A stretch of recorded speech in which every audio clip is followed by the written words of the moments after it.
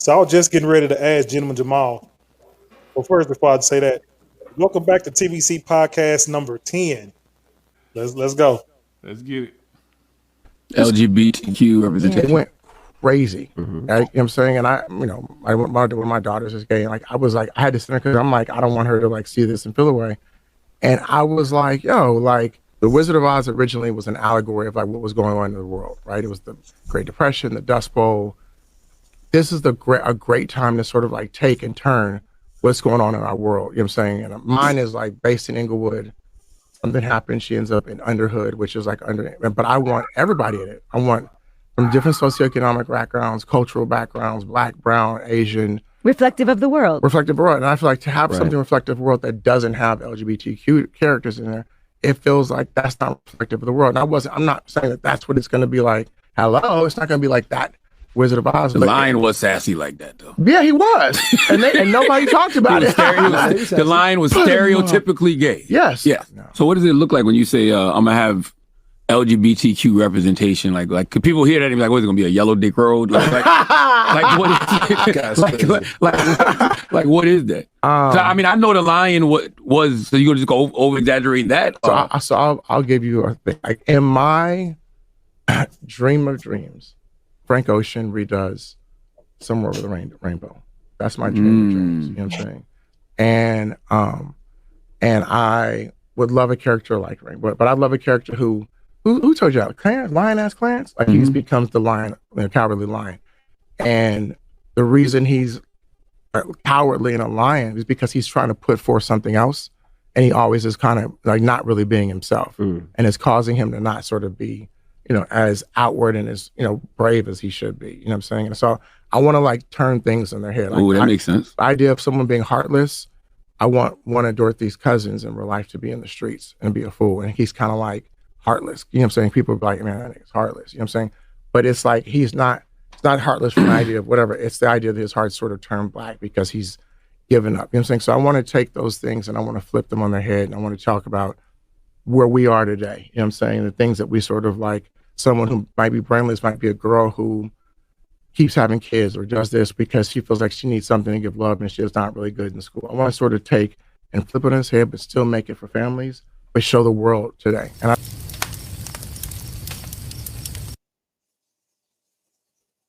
Wow, that was pretty interesting, B-Dub. That was an interesting take. With him wanting to redo the Wizard of Oz. Me, I would say, hey, definitely go for it. I like the ideas of him touching a classic movie like that and putting it, modernizing, because like he said, the Wizard of Oz, they did that during the Great Depression and everything that was going on during that particular time frame. That's how they end up shooting that movie, whatever. So for him to, wanting to redo it and make it more modernized, I like the idea of a different outset of the Wizard of Oz. Now, I don't think that the powers that be that is going to get that same type of energy like the people that's redoing the Little Mermaid, and making it up to, I guess is it called they want to wake the woke Little Mermaid. I think it's going to get that type of energy like that, where people are going to be super upset, super angry, because he's talking about, because he just said, I want to do the Wizard of Oz like in Compton. Compton is notoriously, black. You got, it's a low income area. There's a lot of, violence and gangs that's associated and affiliated with Compton. And I just believe that, the powers that be, that's going to be some people that's going to give that, they're not going to be happy about that one. But me, I like the idea. I would definitely go and pay and see it if he was to, make us, redo and make a new spin, or he put his own, spin of the Wizard of Oz in Compton. I think that'd be pretty cool. Long as he don't call it the Wiz, I ain't got no issues. You can't touch the Wiz. The Wiz should be left alone. But my thing is this. Okay, I his point of view is interesting, and I think if done right, it could be cool. But so two things. One, you have to. Well, I guess you don't have to. This is just my own thoughts. You got to be careful with certain agendas because number one, okay, he said he wanted to reflect the world. Okay, that's cool, but if that being the case, LGBT community, no matter how much they blast it everywhere and you see it everywhere, it's still literally less than 1% of the population. So if it's in there, cool. If it wasn't in there, it still would be a representation of the world because that's what the numbers say. But more importantly, I agree with you. I think there's a certain demographic of people whose heads are going to explode and gonna have a serious issue with this. And that's my only thoughts about it. They're not gonna let him touch the Wizard of Oz without getting no backlash from that. Wizard of Oz is a classic. We're talking about a TNT old school throwback black and white classic. I don't know if they're gonna let him touch that one. But you know what? I'll say this too, real quick. Why though? Why do we have to keep making black versions of stuff that's already done?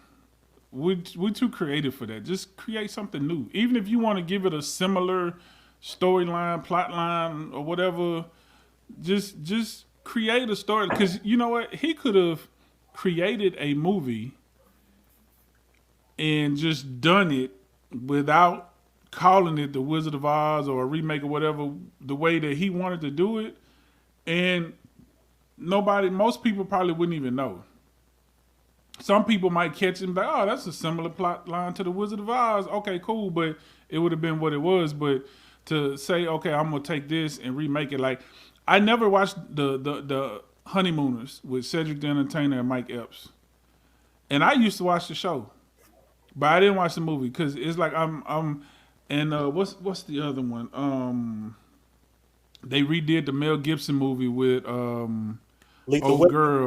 What Men Want. What women want, they did what men want or whatever. Like, cause and it has nothing to do with black people. I'm tough on remakes, period. Especially if it's something that I liked, whether it was a black. I don't like it the other way either. I don't like when our stuff gets redone either. Listen, So, he have a better shot of redoing the Michael Jackson version of the Wizard of Oz. No, than doing the Wiz is a classic that cannot be touched. But he will have a better shot of remaking that than talking about doing the original Wizard of Oz with the white girl in Kansas with he will have a better shot doing the black version than the white version. I'm just being honest. One thing I did like though, like about the Tin Man not having a heart and how he associated to being heartless.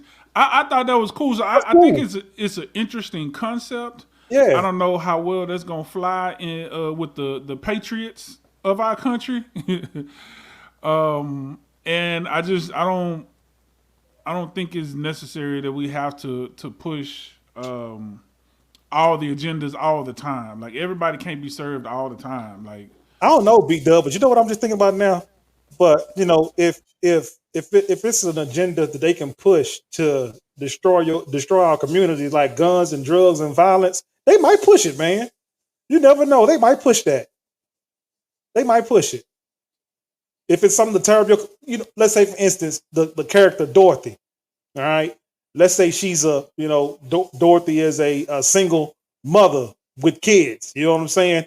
And maybe one of her kids have a resentment towards their father. He's heartless, or it'll be something like that. They might push that, B-Dub. That can definitely work. They'll make that work. Well, he did say one of the characters, he like a cousin or something. She don't have a brain, and that manifests into her having a bunch of babies with different people because she's just not smart enough to, or however. I can't remember exactly how he worded it, but yeah, like so that's I didn't think that was cool, but I think the concept of doing something different. I don't have an issue with it. I'm not necessarily for it, not necessarily against it, because like I said, I'm not really big on remaking stuff anyway, like especially if it's good. Once it's done, it's done. Let it be good, let it be great. Do something different. and I'm definitely not here for trying to please everybody and push all the agendas into. And we gotta do something for this community, that community, that community, that community. And why do she have to be from the hood? Why Dorothy can't be from Baldwin Hills? Why Dorothy can't be from Calabasas? Right. Yeah. So I don't know, but I just You know why she can't be from no Calabasas? I'm mostly excited about this because I'm petty and I just really want to see what the reaction is going to be from main quote unquote mainstream America. Right. It ain't gonna go over well. Like I said, they're gonna say if he pitch it to the higher ups to say I want to remake the Wiz. Okay, cool. Wizard of Oz, you sure? No, don't bring that script in here. That ain't flying. We ain't give you no money. We ain't funding that. No, we're not gonna fund that. They're gonna fund it. They're gonna fund it. They're gonna fund it. The Wiz or the Wizard of Oz?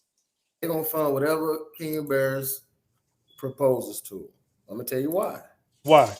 Because he has a track record of success. At the end of the day, the only thing that matters as we talk about this right here. Right? They're gonna fund it if that's what he want to do. He's gonna fund it. And let's be honest, the worse we can make our people look, the more that is something that Hollywood or whoever will definitely want to see. Mm-hmm. Now, I'm a big fan of Kenya Barris, whatever. I think he's brilliant. But I like B-Dub. I think, and this is with music or film, like there's a lack of creativity. And we do what? Remixes and remakes now. Instead of creating our own. Because that's me, I'm sorry. I'm putting mute. Let's not act like we can't take, like they haven't, like, okay, so the wildly successful TV series Friends, what did they steal that from? What show did they take that from? Right? That was Living Single, right? They took Living Single, made Friends, and it became a hit, right? They didn't say this is a remake of Living Single or the white version of Living Single. Right. They saw the concept. We're going to make something similar. We're going to put all white cast. Y'all got all black cast, and they made it, and it took off, right? We don't have to take something that's already done and give it that same name, and he can create a whole nother storyline with that same concept and call it something else and not be another remake. Oh, another remake. Remakes are very dangerous. Like House Party, the new LeBron James movie. That's stupid. Why would you? Yeah, you can't touch the original House Party. You got to leave that alone. But you know what? They said you couldn't touch the original Coming to America. They shouldn't have touched that. They shouldn't have. Leave that alone. But some people, I feel like they did a better job than I thought they could be done. Because I'm like you. I mean, nothing beats the original. But it was better than I thought it was going. I'm like, this is going to be an epic. I can agree with that. I pretty much had the same thought. Like, it wasn't as bad as I thought it was going to be. Right. I still would have preferred that they just had not done it. Had not touched it. You got to leave that alone. Just like when they was talking about bringing Martin back. And I'm like, leave it alone. Don't. I'm glad they just did a reunion piece, and let's leave that alone. There's certain things you can't touch. You can't remake the Cosby Show. It's just certain classics you cannot touch. Now, I'm not saying that's the case with The Wizard of Oz or The Wiz. Like, that's a classic. But you know what? They didn't want black people to do The Wiz. No. When they came out, there was some pushback. It was controversial. Mm-hmm. And then when it first released, it didn't do numbers. It became a culture icon as it went on. People saw the significance of it. And now it's a cultural classic. It's an iconic movie. You can't touch it. So, yeah, you got to be careful when you do remakes. But that's always a problem that creatives have, right? Either you creating it or you seeing something that inspired you that you think you can add your own spin to. But he's a genius in that space. I love I love his Blackish, the Black AF, all the stuff. I love Black AF for sure. Yeah. Now, people say he got a light skin thing because it's mixed-ish. He has everything mixed, like his wife, and it's always, Bo, and in the Black AF, his wife is biracial, and all the movie, all those series, it's a biracial kind of thing. So people starting to point that out, like what happened to you? Why everything is the woman has to be biracial? But either way, he writes incredibly well. I'm a big fan of him, and we'll see what happens. But if he wants it funded, trust me, somebody gonna give him the money. Oh yeah, especially if they think it's gonna do numbers. But the thing about it, I just thought about this. If somebody was able to do it, maybe Kenya Barris could do it. Because the thing about, and I want to say I'm about 80% sure that Blackish was loosely based off of his life. I think in real life his wife is mixed, so that's where that came from. And But all of them have that same thing. yeah. Think about it, Black AF on the Netflix.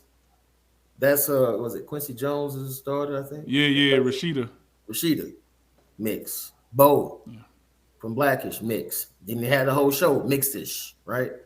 He has this theme. Yeah, I think that's just him running the well dry. I think Blackish was such a hit. He just said he gonna run that well dry. But I was thinking about it because Black AF really is like the real version of Blackish. You know what I'm saying? Like Blackish is the ABC TV show, and then Black AF is like, okay, what if this was real life? Right. And it works. And it made me I think love about it. I was looking for a season 2. I'm waiting on it.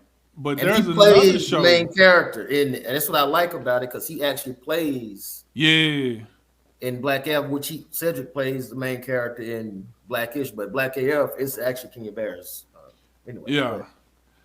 And it's crazy because it also made me think about it. There's actually one show I said I'm not big on remakes, but Bel Air is actually a very good remake.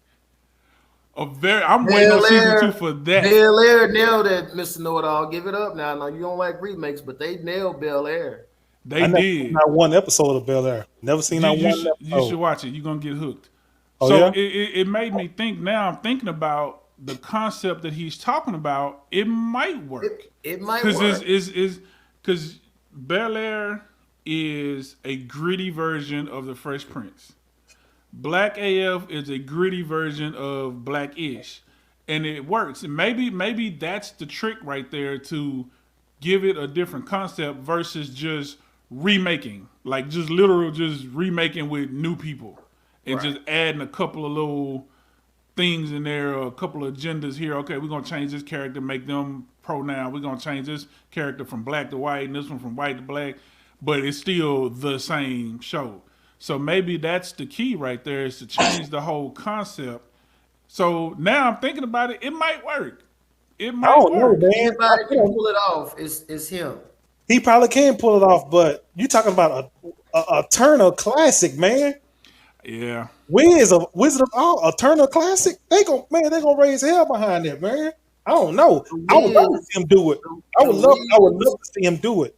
I don't know, bro. The Wiz is a remake of The Wizard of Oz, is it not? Right, but he talking about making it gritty. Did they execute?